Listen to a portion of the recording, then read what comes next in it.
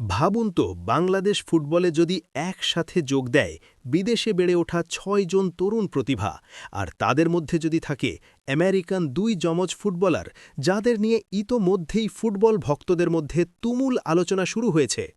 ঠিক এমনই এক চমক নিয়ে এবার নতুনভাবে দল সাজাচ্ছে বাংলাদেশ ফুটবল ফেডারেশন।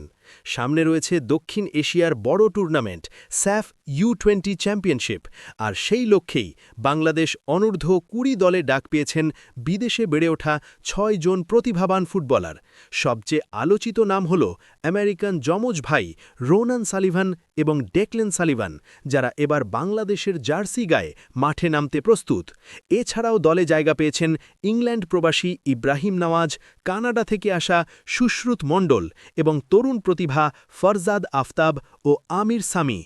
নতুন কোচ মার্ক কক্সের অধীনে দেশি ও প্রবাসী প্রতিভার সমন্বয়ে গড়ে উঠছে এক নতুন বাংলাদেশ দল, যারা ২১ মার্চ মালদ্বীপে গিয়ে লড়বে শিরোপার জন্য। এখন প্রশ্ন হল, এই নতুন দল কি পারবে স্যাফ অনূর্ধ্ব ২০ চ্যাম্পিয়নশিপে বাংলাদেশকে চ্যাম্পিয়ন করতে? আপনার মতামত কমেন্টে জানাতে ভুলবেন না।